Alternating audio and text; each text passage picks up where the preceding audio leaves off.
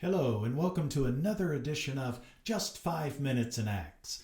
I'm Clay Brown, equipping pastor at Memorial Drive Presbyterian Church, Houston, Texas. And we've had 2 weeks off in this study because of the snowpocalypse, and then a wonderful event in the life of MDPC, Church in the City. Also a few technical issues, but now we're back in rhythm. We're looking at Acts chapter 9, verse 32 through chapter 10, verse 33. It's the beginning of outreach to the non-Jewish world through Peter and Cornelius. Now the key verses come from chapter 10, verses 25 through 29. Let me read them from the New Living Translation. As Peter entered his home, Cornelius fell at his feet and worshipped him. But Peter pulled him up and said, "Stand up. I'm a human being just like you." So they talked together and went inside, where many others were assembled. Peter told them, "You know it is against our laws for a Jewish man to enter a Gentile home like this or to associate with you. But God has shown me that I should no longer think of anyone as impure or unclean.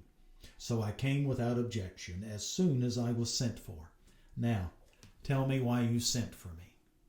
Now, in 5 minutes, we're going to look at one thought and then one implication of that thought. And by implication, I simply mean if the thought's on target, here's what it means for your life and mine. And oh, by the way, if you have questions or comments, email me at cbrown@mdpc.org and subscribe to our channel. Click on the button. Share this with your friends.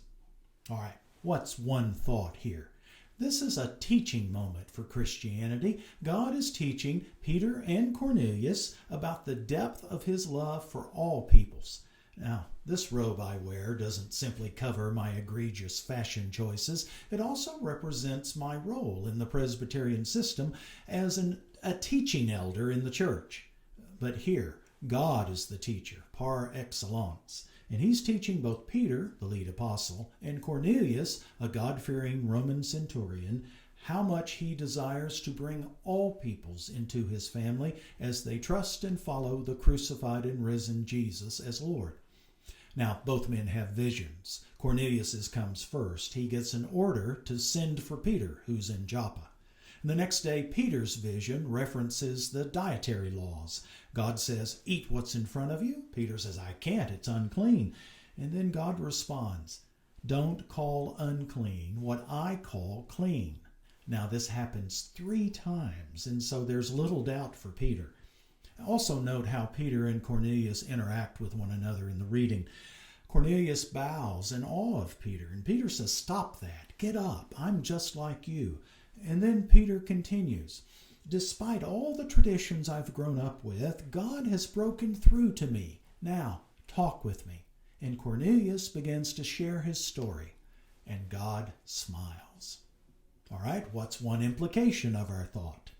It's time for we American Christians to adjust our perspectives. Following Jesus is a global affair, and not an American thing. For decades, the American church has taken the lead. We send out missionaries, fund projects of compassion, and so on.